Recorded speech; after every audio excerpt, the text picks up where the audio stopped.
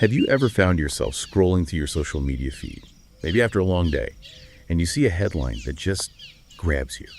You hit share without a second thought, and then maybe later you wonder, wait, was that actually true? Or did I just spread something that wasn't quite right? What is a tiny, almost invisible prompt, just a simple question, could change that impulse? Not just for you, but for millions of people. Today, we're plunging into a truly fascinating area of research about how we process and share information, especially in our hyper-connected online world. We've got a compelling stack of sources on this, exploring something powerful and subtle known as accuracy nudges. It's a compelling mission, definitely. We'll be taking you on a journey through the initial groundbreaking claims that sparked so much excitement.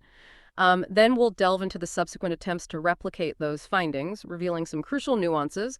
We'll also unpack the underlying psychological theories that explain why these subtle interventions work, or sometimes why they don't quite hit the mark. And believe it or not, we'll even touch on some pretty surprising applications, exploring how these very same ideas are being tested to address deeply held beliefs, even something as formidable as conspiracy theories. It's a rich tapestry, really, of human psychology and digital behavior. Right then, let's peel back the layers and try to understand this potentially game-changing idea.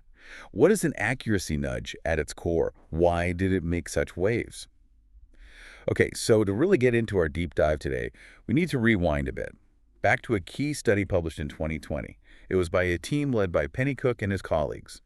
This research, when it first landed, it really captured the attention of researchers, tech platforms, even the general public. And for good reason. Their core finding was genuinely striking. They proposed that simply asking people to consider the accuracy of a single headline, just one, could significantly improve what they called truth discernment. Truth discernment. It sounds a bit academic, doesn't it? But it really just means your ability to tell the difference between true information and false information, especially, when you're deciding what to share online. Like upgrading your internal misinformation detector? Sort of, yeah. That's a good way to put it. And the genius of their initial theory about how this intervention worked, this simple yes-no question about a headline's accuracy, was that it aimed to combat what Pennycook and his team called an inattention-based account of misinformation sharing. So what does that actually mean for us scrolling through our feeds? Well, it means their hypothesis was that people often share false info online, not because they have some grand malicious plan or they're actively trying to deceive others. It's simpler. They're just not paying enough attention to whether the information is accurate in that very moment they decide to click share. Ah, okay. So less about bad intentions, more about being on autopilot, Exactly. just not thinking critically right then. That's the idea. And that's a powerful distinction because it really challenges a different perspective, often called a motivational account. The motivational kind. Yeah. That's the idea that people share fake news because they want to, right? Like it fits their beliefs or something. That's the one. That view suggests maybe it aligns with their existing beliefs, reinforces their worldview, or serves some ideological purpose, making them less concerned with facts. But this initial work by Pennycook's team painted a very different picture. It implied these accuracy nudges could be an incredibly scalable and cost-effective tool for social media platforms. You can see why platforms would be interested. Imagine a little pop-up, a quick question just before you share. The implications for tackling online misinformation seemed enormous, especially given how simple it seemed. And as you might imagine, a concept this powerful and seemingly straightforward, well, it got quite a bit of press coverage. Think back to 2020, height of the COVID-19 pandemic. Accurate information was absolutely vital.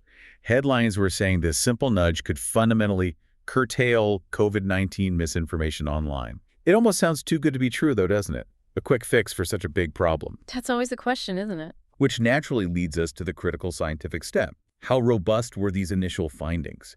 Did this seemingly simple solution actually hold up when other researchers put it under the microscope? And that is where the real work of science kicks in. The beauty of the scientific method lies in replication. Can other researchers independently get the same result? This is precisely where the meticulous work by Ruminations and Freeman comes into our story. They undertook a pre-registered direct replication of that original Pennycook study from 2020. Pre-registered, that means they laid out their whole plan before doing the research, right? To avoid, moving the goalposts later. That's right. They publicly committed to their exact research design, their hypotheses, their analysis plan, before collecting any data. It's a gold standard, really. And their work was part of a much larger, very important initiative called SCORE, Systematizing Confidence in Open Research and Evidence. To score, like keeping score on research findings. Kind of. Think of it as a global scientific effort to double-check important findings, see if they truly hold up, if they're reproducible. It's all about building confidence in what we know. Okay, so Rosenbeek and Freeman set out to replicate Pennycook's study. How did they do it? Well, their replication design was impressively faithful to the original protocol. Participants were split into two main groups. There was a treatment group who, just like in the original study, were first asked to judge the accuracy of a single, unrelated headline. Then, both the treatment group and a control group were shown a set of 30 headlines, 15 true, 15 false, all about COVID-19. For each one, people rated how likely they'd be to share it on a 6-point scale. Okay. Standard setup. What did they find in that first stage? You mentioned it was high-powered. Yes, the initial stage was designed with very high statistical power, meaning they had a very sensitive microscope to detect even a small effect if it was there. They were aiming to spot 75% of the original effect size. But it yielded a truly surprising result. It was not successful. Well, not successful, meaning no effect. No statistically significant difference in truth discernment between the groups. Zero. It was, well, a bit of a head-scratcher, given all the initial excitement. Wow. So an initial non-finding. That must have been quite a moment. Did they just stop there, or did they dig deeper? Oh, they definitely dug deeper. That's what rigorous science demands.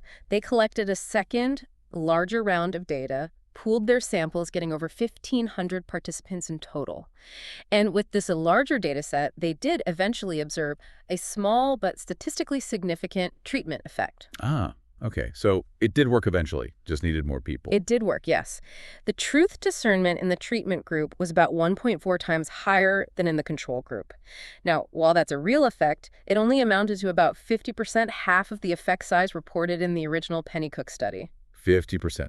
So a real improvement, but not the huge jump seen initially. Why the difference? Well, the reduced size compared to the original seemed to largely come from the control group in the replication already showing higher baseline discernment.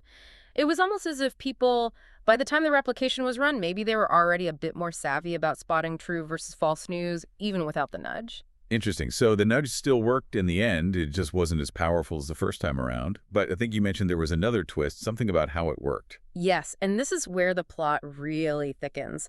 There is a really crucial difference in how that nudge seemed to function in the replication compared to what the original study published. How so? The original study's published findings stated that the increased truth discernment was driven by people being more willing to share true headlines. Boosting the good stuff, essentially.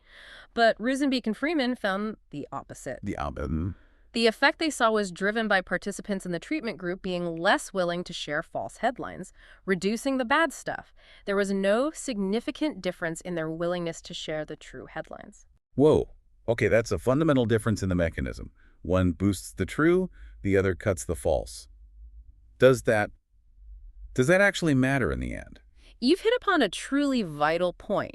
It's subtle, but potentially profound. And what's particularly fascinating is that the replication's finding that the nudge primarily reduced the sharing of false headlines was actually completely consistent with the original pre-registered hypothesis from Pennycook and colleagues themselves. Wait, really? So Pennycook's team originally hypothesized it would reduce false sharing, even though their published finding highlighted increased true sharing.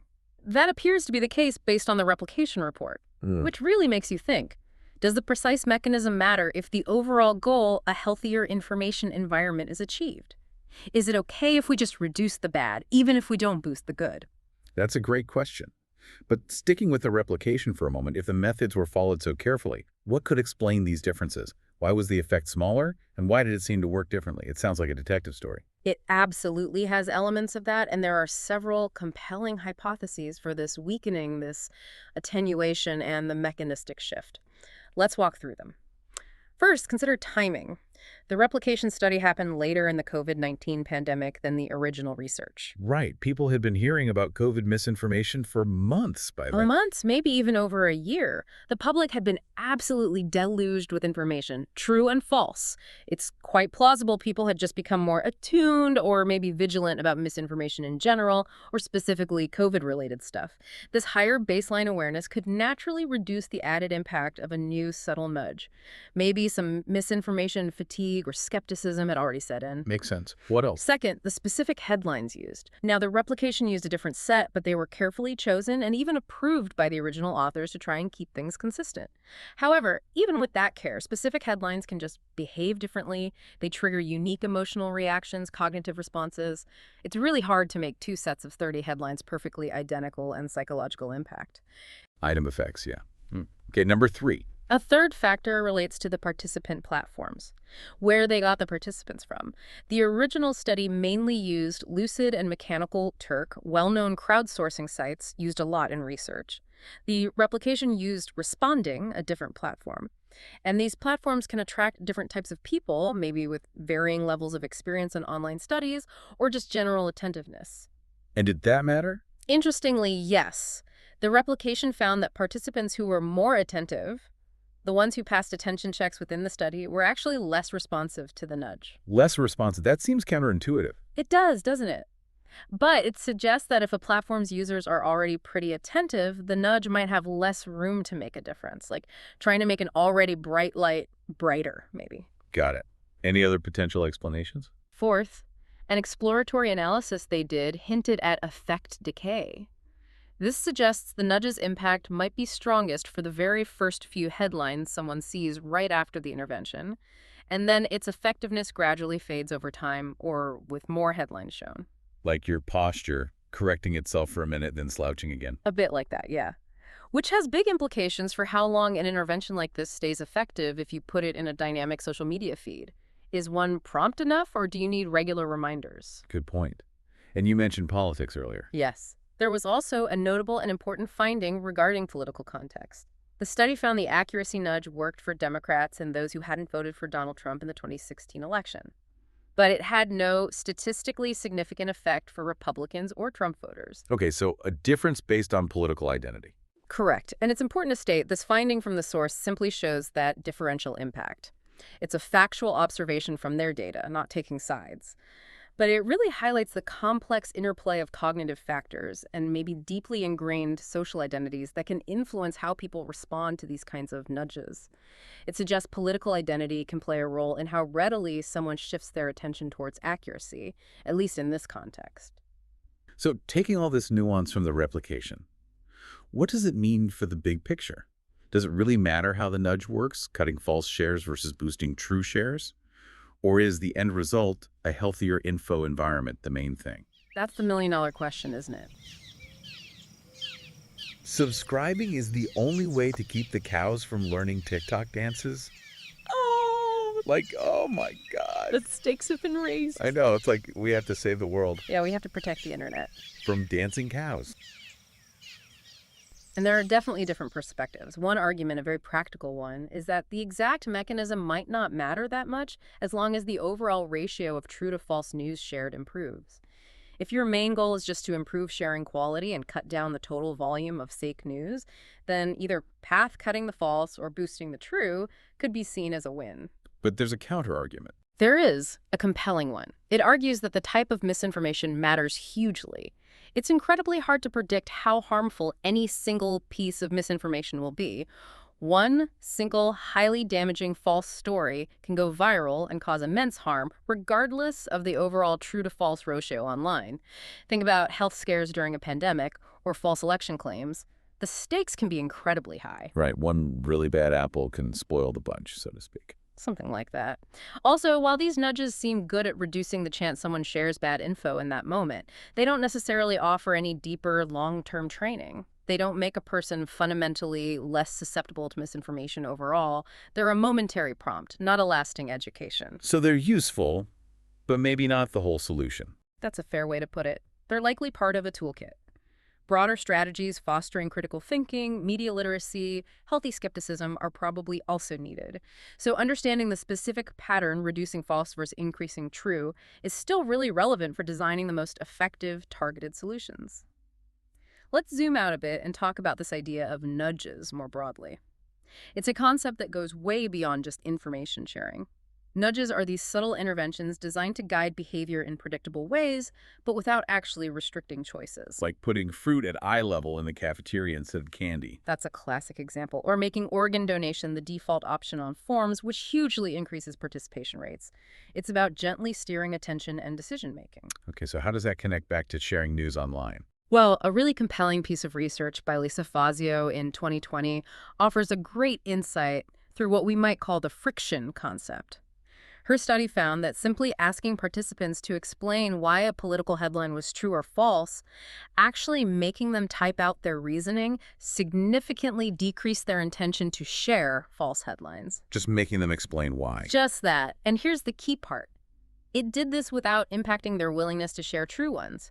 It suggests that adding just a little bit of friction, that small moment to pause, engage your brain, reflect, can noticeably improve the quality of information people intend to share. It's quite elegant. So it's about making people slow down, engage their brains for a second before hitting share, like putting a tiny speed bump on the information superhighway. That makes so much intuitive sense because so much online behavior feels almost automatic. That's a perfect analogy. It aligns beautifully with that inattention-based account we talked about earlier. Our sources actually formalize this with something called a limited attention utility model. It proposes that, fundamentally, most people prefer not to share misleading content. We generally don't want to spread falsehoods.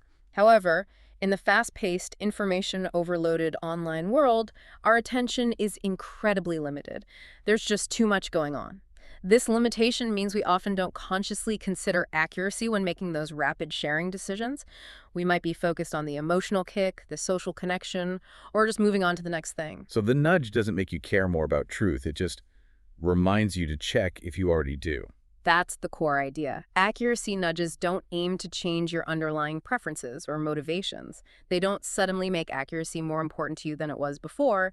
Instead, they redirect your attention to that accuracy dimension, making it more salient, more prominent in that crucial moment of decision. It forces the, wait, is this true question into your conscious thought process. And there's evidence for this specific mechanism. Compelling evidence, yes.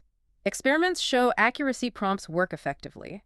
But prompts about, say, how funny a headline is, they have no impact on truth discernment. This model has strong conceptual support across lots of studies, and it was even validated in a big meta-analysis by Pennycook and Rand. They looked at 20 experiments, over 26,000 participants. Wow, that's a lot of data. But does it work outside the lab, in the real world? That's always the concern, isn't it? Social desirability bias. But real-world validation is starting to emerge. There was a digital field experiment done right on Twitter. They sent users a private message, essentially a nudge, asking them to judge headline accuracy. And it led to a measurable increase in the trustworthiness of the news those users subsequently shared. On actual Twitter, that's significant. It is. It confirms the effect holds up in real-world behavior outside the artificial lab setting. It helps address those concerns about people just trying to please researchers. It shows these nudges can genuinely influence what people do. Okay, that's incredibly promising for platform design, potentially. But what about those deeper beliefs, those motivations? We all know people, maybe even ourselves sometimes, who might want to share something, even if there's a nagging doubt it's false, just because it powerfully confirms their identity or worldview. That feels different from just being inattentive. You can't just nudge someone out of a core belief, can you? Seems like a much harder nut to crack. You're touching on a truly critical distinction there, and it brings us to a more complex and honestly more fascinating layer of human reasoning. This is where the concept of motivated reasoning comes powerfully into play. It's a theory rigorously explored by the psychologist Kunda way back in 1990. Motivated reasoning. The idea that what we want to be true shapes how we think. Essentially, yes. The theory suggests our goals, our desires, can powerfully bias our reasoning processes, often without us even realizing it. Think of it this way. When people are solely motivated to be accurate, their main goal is just finding the truth. They have accuracy goals. They process info carefully, scrutinize evidence, consider alternatives, and are generally less prone to certain biases. They use better reasoning strategies. Okay, the ideal rational thinker. Right. But a very different dynamic happens when people have directional goals. This means they want to arrive at a particular conclusion, maybe one that supports their existing beliefs, their self-image, their political party, their social group, when you want a specific answer. In those cases, reasoning can become subtly, or sometimes not so subtly, biased. And what's truly fascinating is that people with directional goals aren't necessarily trying to be dishonest. They still try to appear rational, objective, often even to themselves. They'll actively search their memory for beliefs and rules that support their desired conclusion. They might even creatively construct new beliefs or interpretations to justify it. Kunda calls this maintaining an illusion of objectivity. They often remain largely unaware their reasoning is being steered by their desires. Wow, the illusion of objectivity. So we think we're being logical, but our motivations are pulling the strings behind the scenes. That's the idea. Now, importantly, people aren't completely free to believe just anything, even with strong directional goals. Our prior beliefs, our existing knowledge act as constraints. The bias happens within the bounds of what we can plausibly justify, given what we already know. You can stretch and bend reasoning, but there are limits before it becomes too implausible even for you. It's a delicate dance between wanting to believe and being able to rationalize it. That makes sense. You need some plausible justification, even if it's flimsy. And this whole discussion, inattention versus motivation, it ties into even older, classic theories of persuasion, like the Elaboration likelihood model, or ELM from Petty and Cacioppo. ELM, I've heard of that. 2 routes to persuasion. That's it. The model proposes 2 main ways people can be persuaded or change their opinions. First is systematic processing, the central route.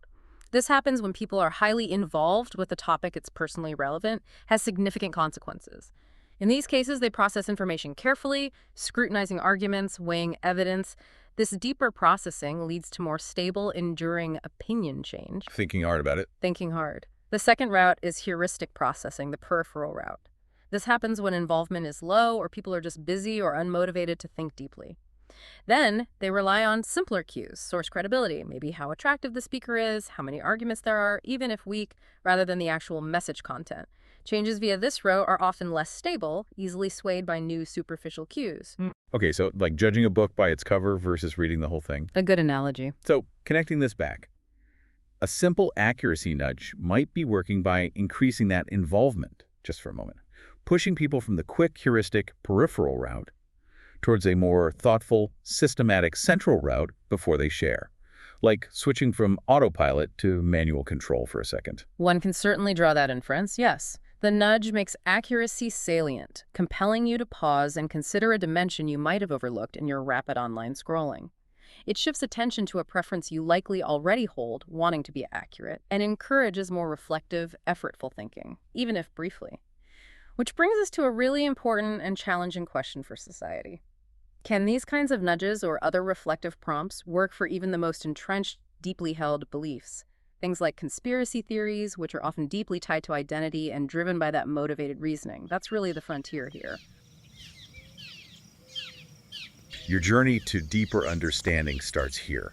NavigatingBeliefs.com. Sign up. It's free.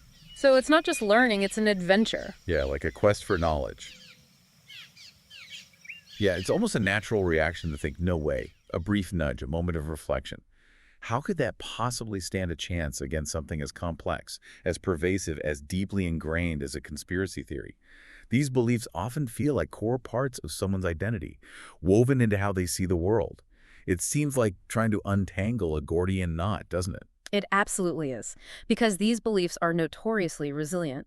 They're often emotionally charged, deeply integrated into a worldview. But a recent study by Meyer and colleagues, published just this year, 2024, bravely ventured into this territory. They explored interventions specifically aimed at diminishing conviction in conspiracy beliefs. Their methods included direct reflection tasks, but also, get this, an AI-powered street epistemologist chatbot. An AI street epistemologist. Okay, what's a street epistemologist first off? Good question. Think of a street epistemologist as someone who, in real life, gently and conversationally, probes another person's justifications for their beliefs. Not to argue or debunk, but to help them examine the basis of their own knowledge.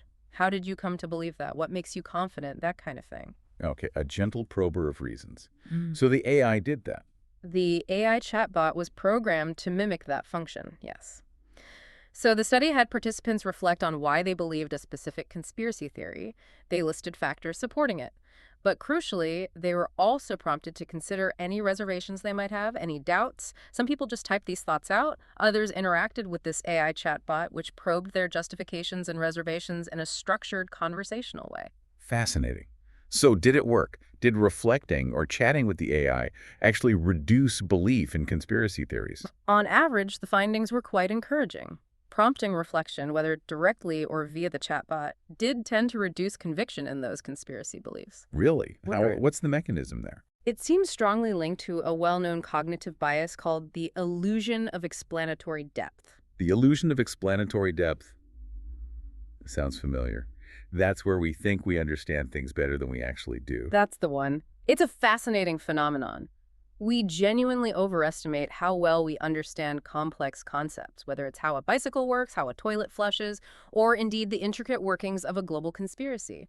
Most of us, if pushed to explain exactly how a zipper functions step by step. Yeah, I'd be lost. I use them every day, but draw the mechanism. No chance, just a confused scribble. Right, so it's that same principle. When asked to explain their conspiracy beliefs in detail, list the reasons, confront the reservations, people bump up against the hidden gaps in their own knowledge.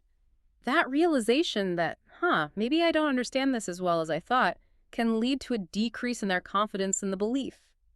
The act of articulating it forces a confrontation with their often superficial understanding. So it's like an internal fact check, triggered by having to explain yourself. That's powerful. It can be. The act of externalizing your reasoning is revealing, but, and this is a really important but, this approach wasn't universally effective. It had significant limitations. Okay, so who was resistant? I can easily imagine some beliefs being just too deeply set, like concrete. Who didn't budge? You're right to anticipate that. The study found two groups were less likely to reduce their belief strength after these prompts. First, individuals who reported that accuracy was personally very important to them regarding that specific belief, almost as if they were already highly invested in its factual standing.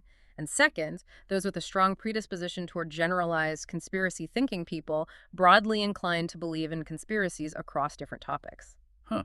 So the people who care most about the accuracy of that specific belief, or those who are just generally prone to conspiratorial thinking, they were less affected. Correct. And these are often the very individuals whose beliefs might cause the most societal concern, unfortunately. Why the resistance? Why are these beliefs so hard to shift for those groups? Well, it makes a lot of sense when you dig into why deeply held conspiracy beliefs are so sticky.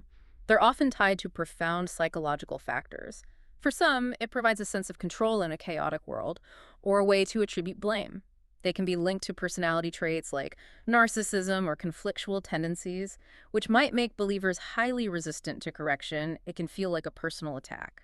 And critically, conspiracy theories often have this inherently unfalsifiable nature. Right, the lack of evidence just proves the cover-up. Precisely. A lack of evidence doesn't debunk the theory, it gets twisted to support it. See how well they're hiding it? It's a self-sealing logic that makes them incredibly stable both for individuals and within groups. So the interventions are encouraging, but maybe only for certain types of beliefs. That seems to be the takeaway. This research suggests that while reflection prompts, even AI-driven ones, are encouraging for what we might call flippant or easy-to-correct beliefs, maybe ones people picked up casually, that aren't central to their identity. They're far less effective for individuals whose beliefs are deeply intertwined with their core ideologies, their predispositions, their fundamental worldviews. These are often the people whose unshakable beliefs pose the biggest societal challenges. It really underscores that there's no single magic bullet for tackling strongly held misinformation or conspiracy theories. Wow. This deep dive has really peeled back the layers on how we process information and form beliefs online, hasn't it? From those seemingly simple nudges targeting our fleeting attention, to the really profound complexities of motivated reasoning. And even these innovative AI-driven conversations, it's just abundantly clear that influencing what we share online is a nuanced, multifaceted, ongoing challenge.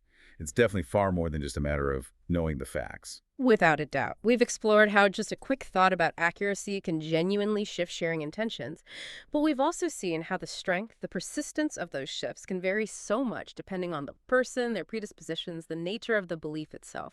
It really highlights the often overlooked power of simply directing attention, but also the deep-seated nature of our motivations when beliefs become tied up with who we are. It's a complex interplay, isn't it, between the fleeting and the fundamental. Yeah. We've seen that sometimes a simple prompt can make a genuine, measurable difference. It can encourage more discerning sharing, especially when maybe we're just acting on autopilot. But other times, for those more deeply held beliefs, the ones really connected to identity or how we see the world, well, the path to shifting conviction is far more intricate. It might require entirely different approaches, if it's even possible at all. It's a journey into the very fabric of how we think and build our realities online.